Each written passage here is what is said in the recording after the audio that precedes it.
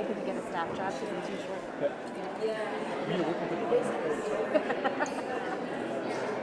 I mean, it worked out. Hey, Scott. He's check. Check. 1, 2, 3. Check. 1, 2. Thank you. Nice. Sorry.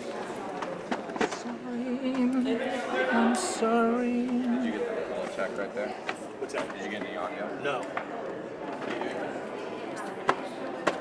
Check. 1, 2, 3, 5, 6. Check. Yes, I got that. 1, 2. Yeah.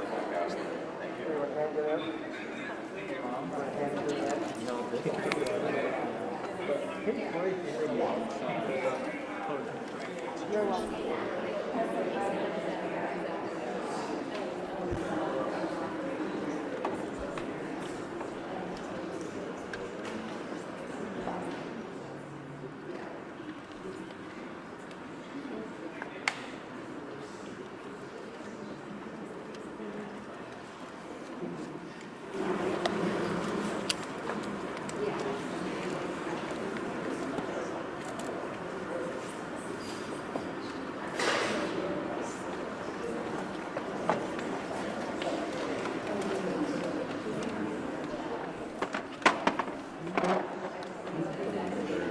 During his first isolation, he took questions in virtual.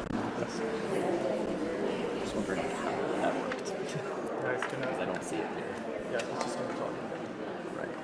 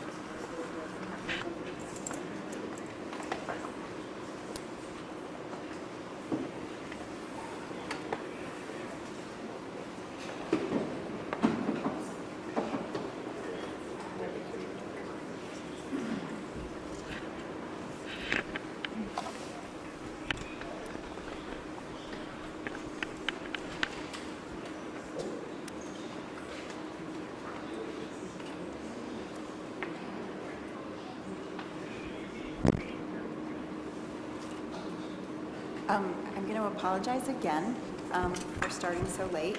And also just to remind people that now that our hour meeting is looking more like half an hour, just be really judicious with your remarks. And again, apologies for the late start.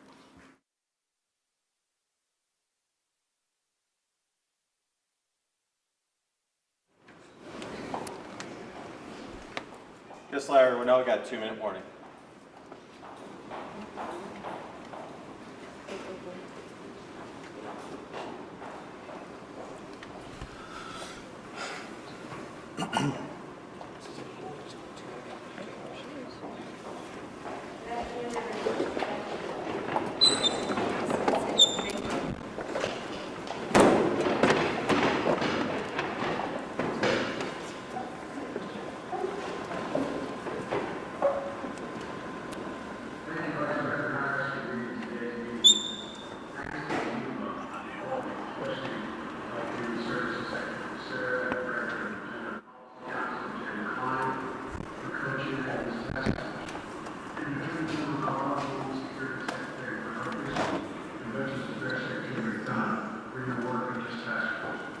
Protect access to women's right to choose reproductive healthcare in the wake of the Supreme Court's extreme decision of wiping out a 50-year constitutional precedent of Roe v. Wade. You know, I created this task force by executive order last month to ensure that every part of the federal government does its part at this critical moment where women's health and lives are on the line amidst chaos and uncertainty unleashed by this decision. Emergency medical care being denied to women experiencing miscarriages. Doctors uncertain of what they can do to provide for the patients. Pharmacists unsure whether they can fill prescriptions that they've always filled before. A tragic case of rape survivors, including a 10-year-old girl forced to travel to another state for care. You know, wiping out the right to choose on whether you have incest, abortion, incest, or having rape. I mean, this is just extreme. You know, even life and mother is in question in some cases, in some states. Republican Congressmen are extreme MAGA ideology. Certainly available in further, talking about a nationwide ban that would outlaw abortion in every state, every circumstance, going after the broader right to privacy as well. But as I said before, this fight is not over. I saw that last night again. In the opinion of people, the opinion of the Dobbs case, the extreme majority of the Supreme Court wrote, women in this culture, women are not without electoral or political power, unquote. Court practically dared women in this country to go to the ballot box to restore the right to choose that the court had just ripped away after 50 years. As I said last month, I don't think the court has any notion for that matter, or the Republican Party for that matter, to decide how far to press their extreme agenda and how women are going to respond. But not a clue about the power. Last night in Congress in Kansas, they found out women and men did exercise their electoral and political power. With a record turnout, voters in Kansas defeated a ballot initiative to remove the right to choose of abortion from the Kansas Constitution. It's in the Kansas Constitution. They're trying to strike it and eliminate it from the Kansas Constitution. In a decisive vote, and a decisive victory, voters made it clear that politicians should not interfere with the fundamental rights of women. And the voters of Kansas sent a powerful signal that this fall the American people will vote to preserve and protect the right and refuse to let them be ripped away by politicians.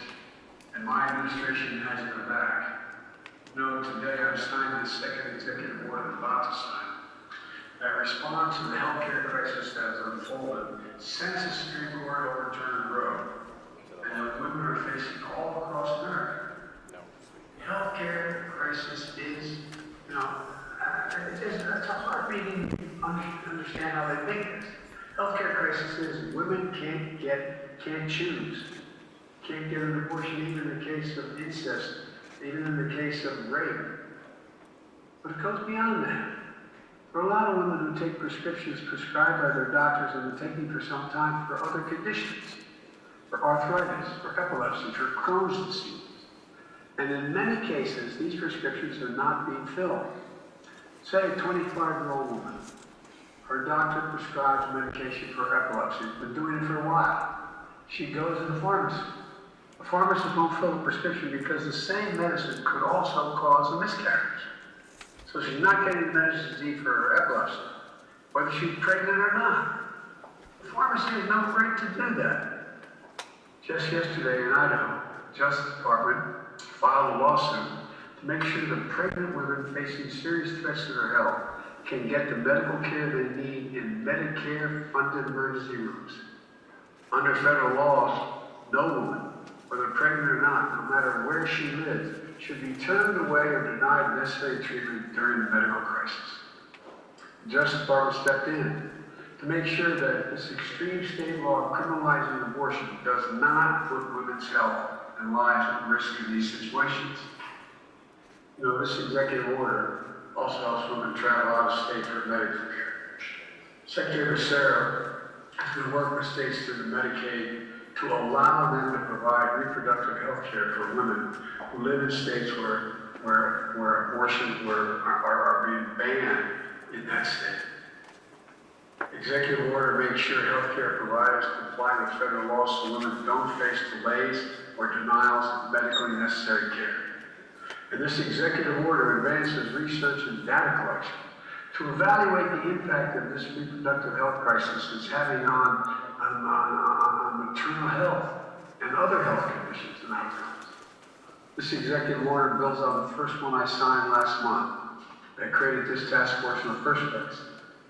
And that also will help safeguard access to health care, including the right to choose and contraception. Promote safety and security of clinics, patients, and providers. Protect patients' privacy and access to accurate information. Let me close with this.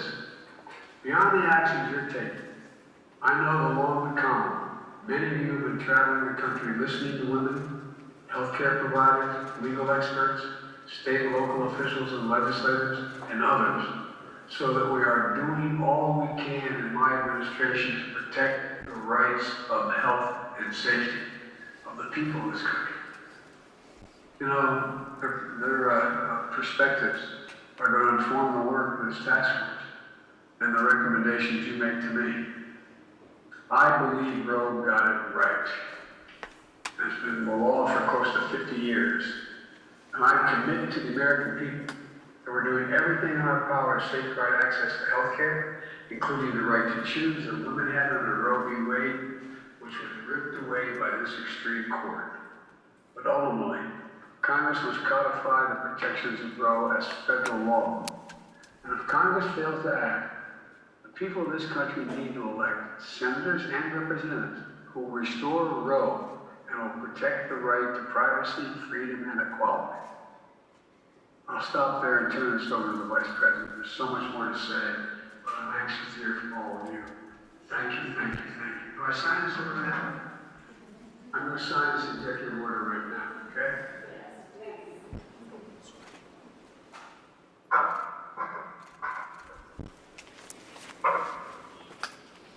Okay, folks, we got a lot of work to do.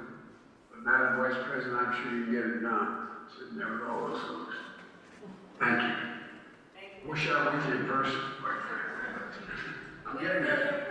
We feel your presence. You're on mute, I can't hear you. We feel your presence, Mr. President. Thank you.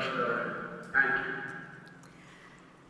Well, President Joe Biden has set the tone for our administration from the very beginning. From the time that an opinion was leaked to the time the Dobbs decision came down. And our president has been a leader in saying that the women of America should be protected. Their right to make decisions about their own bodies should be a matter that we all defend, understanding that the government should not be in the business of making those decisions for the women of America. Our administration has been very clear, as is clear by the leaders who are at this table, that we trust the judgment of the women of America to make decisions based on what they know is in their best interest. We trust the women of America to make those decisions if she chooses in consultation with her faith leader, with her physician, with her loved one. But we understand fully the government should not be making that decision for her. And it is with that spirit that the President has convened this task force of these leaders to ensure that we have a whole-of-government approach to our work, understanding that every day in America, especially with these extremist so-called leaders in states passing these laws, some of which will criminalize healthcare providers and punish women, that we do everything in our power, in our ability, based on our role to ensure that we protect the women of America around some of the most intimate decisions that any human being can make. So it is with that spirit and purpose that we convene and we meet. We will be engaged in an in-depth discussion about the role of the various agencies and the cabinet members and their roles of leadership around this important issue. As the President said, the people of Kansas spoke yesterday, and they spoke loud and clear. They said this is not a partisan issue. The women of America should not be the subject of partisan debate or perspective.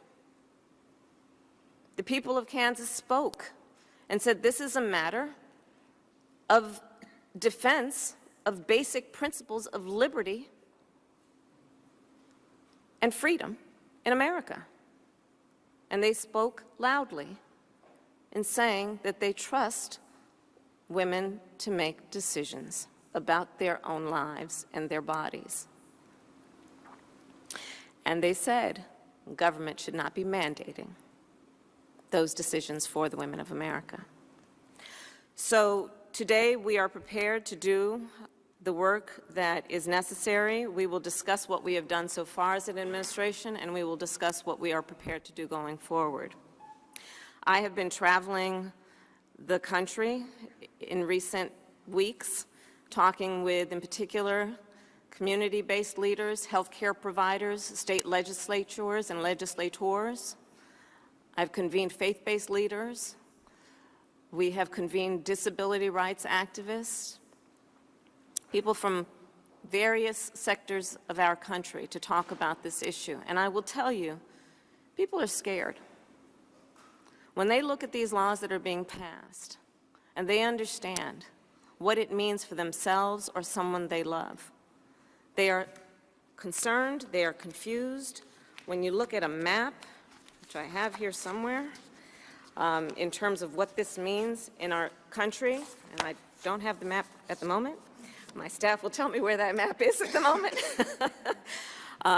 But what we know is that there is a need for clarity around the rights of individuals and states in this moment. And so General Merrick Garland will talk about what the Department of Justice is prepared to do. We know that there are concerns about the kind of support that is available in terms of federal resources to the various states that are protecting the rights of women and what our administration can do to support that. We will be discussing what we need to do to address the profound misinformation and disinformation that is out there and can only thrive in an environment where there is confusion about what is the right approach and what is the law. So these are some of the topics that we will be discussing. But again, all convened with an understanding and an appreciation for the fact that this, as the President has said, represents a health care crisis in America, where women every day in our country, whoever they voted for in any election, understand what is at stake for themselves, their family, and their future. And so with that, I thank all of the leaders who are here. I look forward to our discussion. And because I promised that I have a map, I'm going to now show you that map. And you don't need to necessarily be able to read the words on the map, but you can see the color coding to understand this map represents our current assessment of the various laws that exist right now in these United States of America, different approaches in different states to this issue, which some might argue has been by design to intentionally confuse people about their rights, but what in fact it has done without any question is made clear that the President's leadership, the leadership of the President's cabinet, and all of us at this table is critically necessary at this moment. So with that, I thank everyone for being here, and I will now turn it over to the head of our Gender Policy Council, Jen Klein. Thank you. Thank you so much, Vice President Harris, and thank you all for being here today. I am going to move us quickly to my co-chair, Secretary Becerra, to talk about the work that you've been doing over at HHS and what you're planning to do.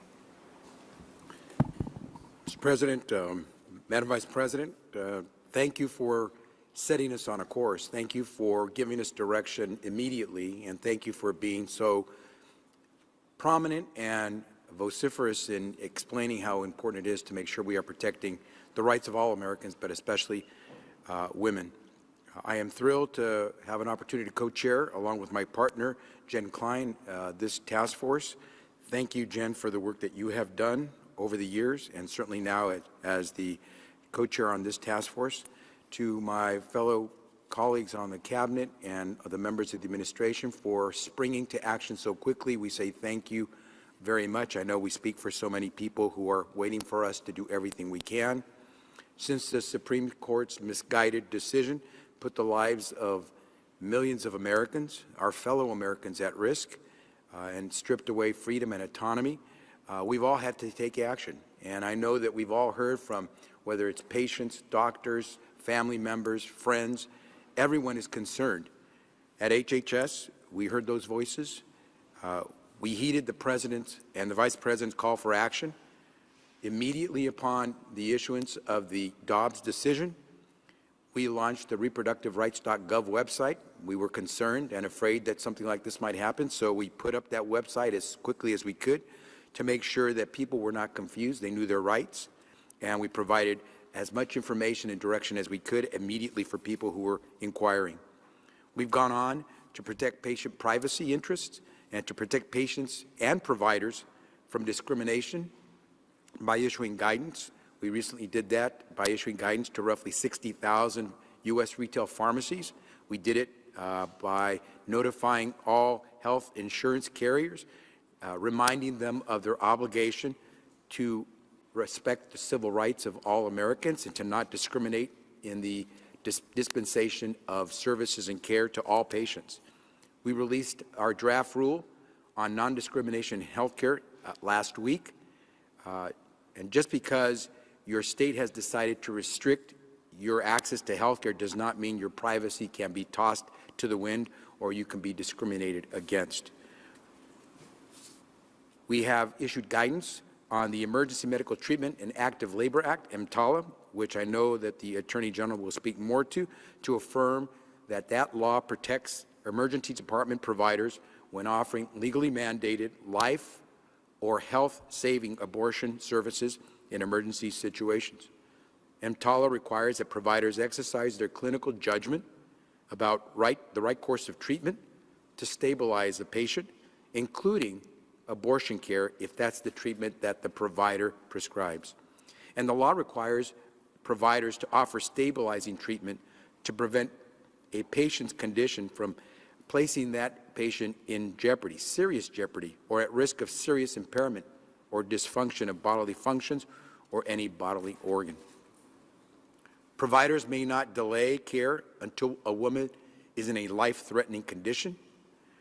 We all know that. And we know that delayed care can threaten lives, impair essential bodily functions, and even compromise a woman's ability in the future to carry a healthy pregnancy to term.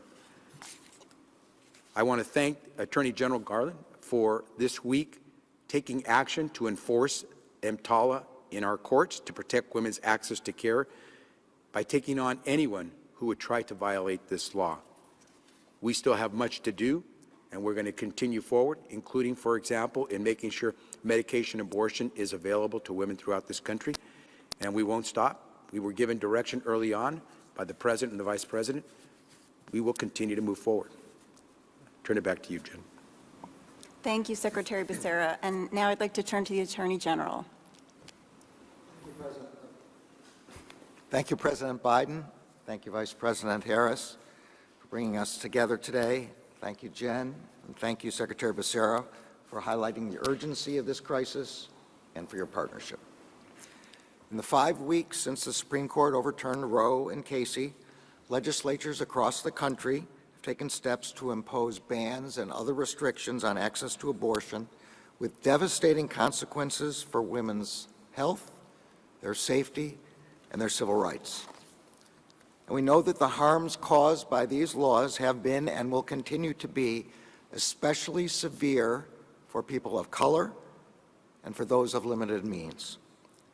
Since the day that Dobbs was decided, the Justice Department has made clear that we will be relentless in our efforts to protect and advance reproductive freedom. As we have said repeatedly, women who reside in states that have banned access to abortion must remain free to seek that care in states where it is legal. Under fundamental First Amendment principles, people must also remain free to inform and counsel each other about the reproductive care that is available in other states. States may not ban the abortion medication mifepristone on disagreement with the FDA's expert judgment about its efficacy and safety. And federal agencies may continue to provide reproductive health services to the extent authorized by federal law.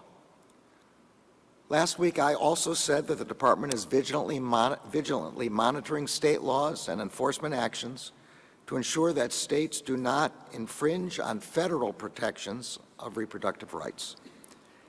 And I said that when they do, we will consider every tool at our disposal, including filing affirmative cases, statements of interest, and intervening in private litigation.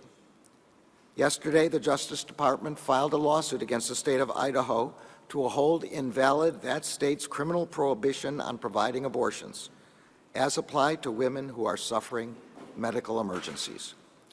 As we explained in our complaint, Idaho's near-total ban on abortion directly conflicts with the Emergency Medical Treatment and Labor Act, or EMTALA. That federal law requires hospitals receiving Medicare funds to provide necessary stabilizing treatment to people suffering from an emergency medical condition. As I said when we announced this suit, it does not matter what state a hospital subject to EMTALA is located in.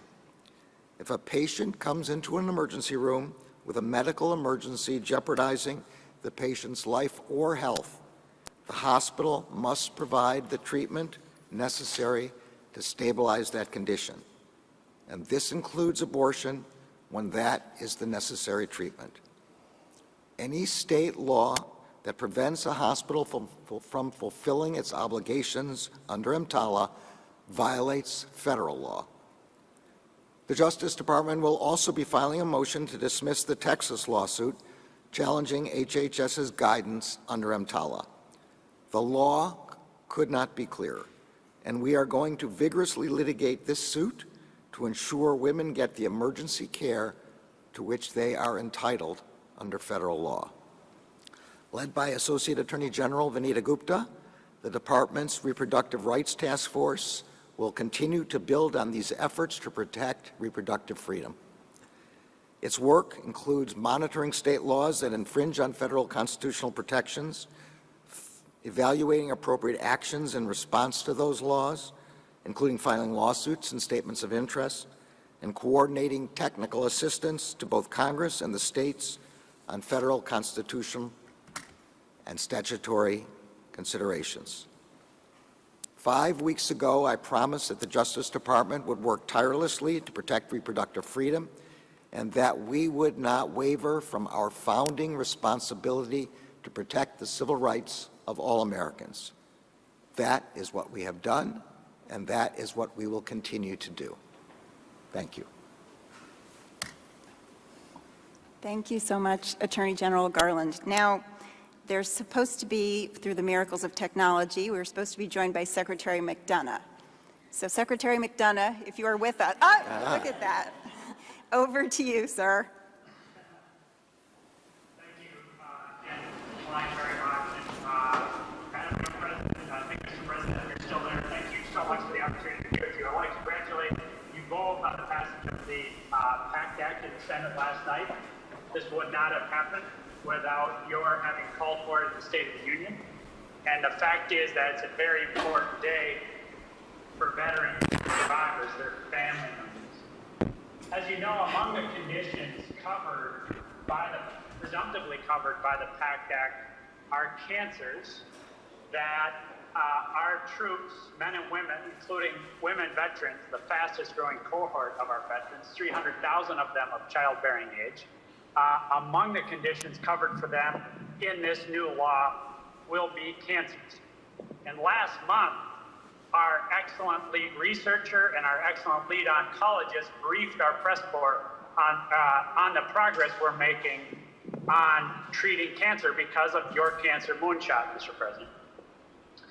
A reasonable question is, and frankly a question our press corps asked, is whether a pregnant veteran whose cancer is connected to her service in Iraq or Afghanistan can have access to that cutting-edge, life-saving treatment that we provide at VA, or will rather, because of Dobbs and associated state law requirements, will she have to wait 9 months to get access to life-saving treatment and life-saving care? Now, these are the patient safety issues that we deal with in VA every day, of the type that you each discussed. And it's very helpful for us at VA to have the opportunity to get together with this team in the cabinet and your experts to help us resolve those questions. So Madam Vice President, Mr. President, thank you very much for getting us together today to resolve these questions and to ensure that we can provide that life-saving care, that life-saving treatment to our veterans, including our fastest growing cohort of veterans, women veterans. Thank you very much. Thank you, Secretary McDonough. And now we're going to transition to the closed portion of our meeting. So we'll just take a brief break.